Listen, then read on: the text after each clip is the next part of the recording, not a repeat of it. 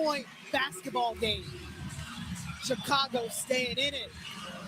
Natasha Cloud. And right before the break, this was the scene inside Wintrust Arena after Natasha Cloud got that bucket. She wanted her voice heard. We have talked about the conversations surrounding the W. That is Enes Kanter in the building today. And he has voiced how he's felt about the situation. Natasha Cloud voicing her opinion as well. Kanter was just escorted out. 6 point. Yo, it's official. I'm nominating Enes Kanter as OpNationNews.com Female Athlete of the Year, man. His bravery, man. He's just so brave, man. He's stunning and brave. This is hilarious. Shout out to him, man. He's a person of color. He's a Middle Eastern, you know what I mean? He's not white. He's a swarthy desert demon, man, as we call him on the channel. So she can't, if he was white, she could just accuse him of racism, boom, boom, boom. They throw him away, and you never hear from him again. And his whole career is ruined. He's of color. Enes Kanter is of color. If this was one of the white players in the NBA, holy smokes. This would have been over already. Oh, you're privileged and you racist. Get out of here. The media, the league, they would have just shipped him up and sent him packing, destroyed his career. A white dude wouldn't have did this. White dude wouldn't have did this. White dudes know. They know. This league, they're going to brand you a racist and the media going to follow behind and you done. Anything you say is you racist. The fact that he's of color, allegedly, you see the quotation mark? Because all that means is he's not an Anglo-Saxon, Caucasoid, white. You know, he's not white, even though Turkey is in the Caucasus Mountains a little bit. But he's not a Western European white man. He's a swarthy Middle Easterner. He gets away with this. And they can't do nothing about it, okay? They can't do nothing about it. They have to take it. This is the problem with identity politics that the WNBA has found.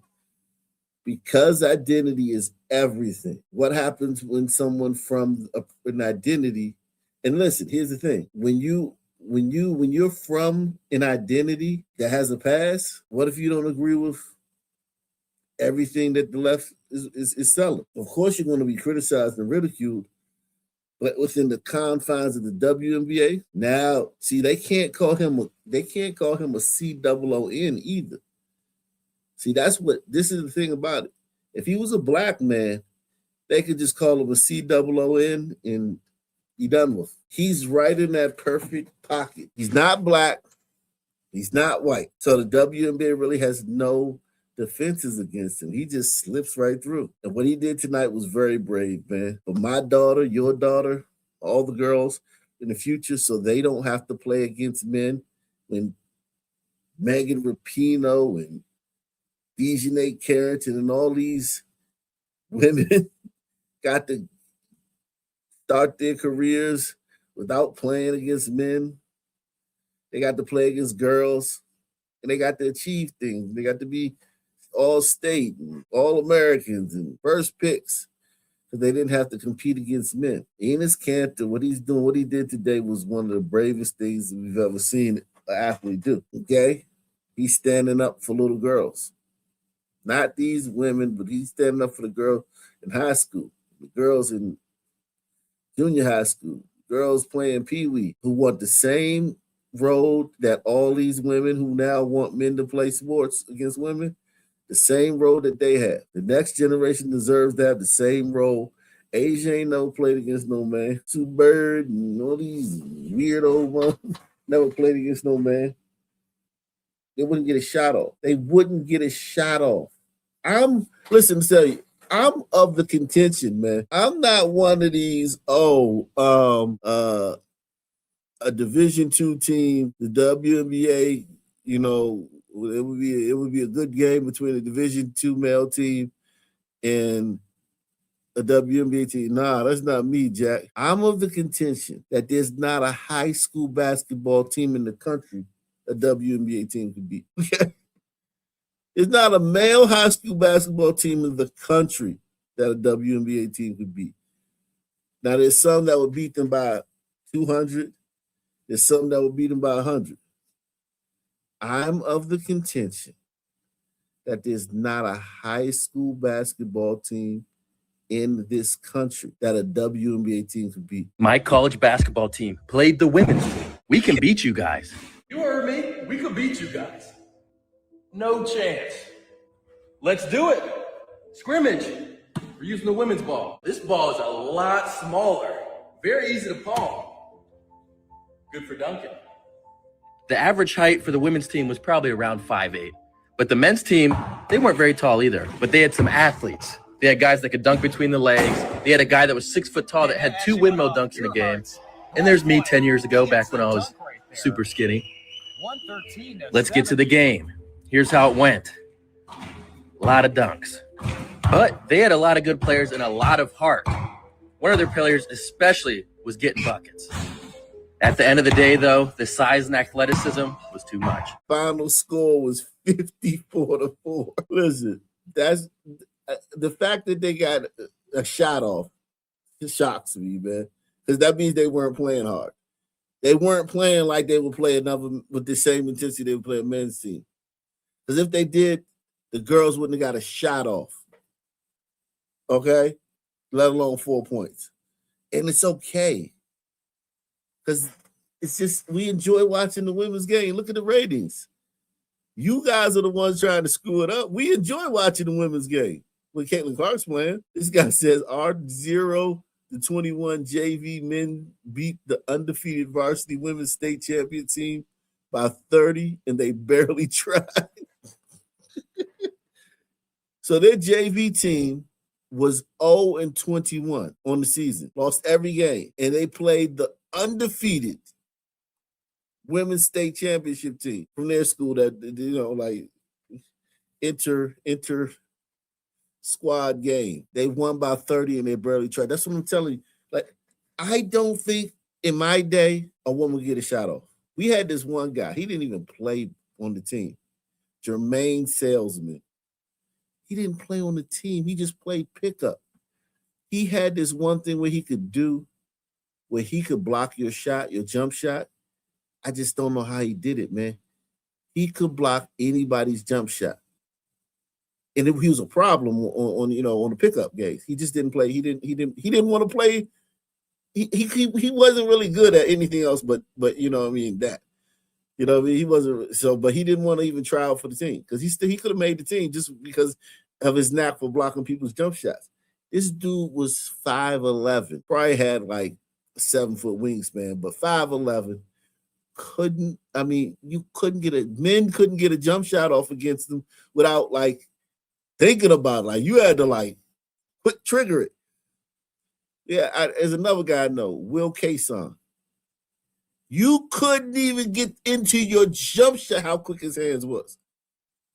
A demon on like knocking the ball out of your hand when you try to raise up to shoot. And I'm not just talking about me, I'm talking about I've seen these guys play 50, 60 games at the gym. Open run. Problems.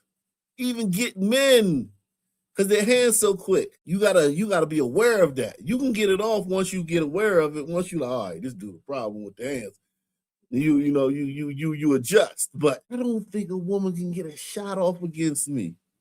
I don't think in my prime. I just don't feel like a woman could get a shot off against me. If I was just like balls to the wall, playing time on the line, trying to crack the starting lineup, trying to keep my position, trying to get more minutes, I don't think a girl could get a shot off against me. And if she did, it would probably be an air ball. And I'm just a regular player, man. I'm not trying to act like I was all that. You know what I mean? Like I'm tall for a normal person, but I'm not tall for basketball. The regular size for basketball. These women just don't understand, man. And either they do and they captured by ideology. Either way, it's foolish and it's stupid. Get in the comment section, hit the like button, subscribe. Black Columbo out. And guys, head over to my platform, the Caitlin Clark Zone. We've created an interactive platform where you can upload videos, your takes on the WNBA. You can post. It's kind of like TikTok, Twitter for Caitlin Clark fans, and I guess WNBA fans and Fever fans, whatever you guys can go to. You know, you can see the top posts. It's amazing. You can see the latest posts. You can scroll through all the posts that are being dropped. A lot of people dropping great stats. This guy, he dropped some amazing stats today, man. Showing Kelsey Mitchell has 599 field goal attempts this year. Caitlin Clark has 476. It's just it's amazing, man. Watching these stats. You got people post a lot of good stuff on this channel, man. A lot of good stuff on this channel. Shows you the defensive rebounds. Jessica Shepard is the leader in defensive rebounds. Angel Reese is tied for 6, which was probably because you can't get no rebounds on defense. You can't get no rebounds on defense. You can only get rebounds on offense. So we probably do a video about that later. But yeah, a lot of people, and yeah, of course, we have plenty of contests. Over $500 in gifts and prizes and cash prizes on the website. We got a lot of this guy been dropping stats all day. Dre says the announcer isn't saying anything negative about Reese. This was yesterday. Inability to finish at the rim. She just cost them the game. Yeah, they made it a conscious effort to sanitize everything that Reese was doing out there and to like highlight the good and just completely ignore the bad. So yeah, great site, man. We actually got some nice videos too on the site, man. Some people dropping some nice stuff on the site. Let's see what my man Osa said, man. Caitlin Clark ain't rocking with her fans like that. And I risked it all for her, man. I went on a date with a Sun woman and we were talking about sports. And I brought up Caitlin Clark and she brought up Angel Reese. And I was talking about how great Caitlin Clark is and how Angel Reese is just kind of good. And she said, well, Angel Reese has more to. And I said, well, maybe Angel Reese should shut the up then. And this Sun woman got quiet. I thought it was over, but nah, I still got the cheeks.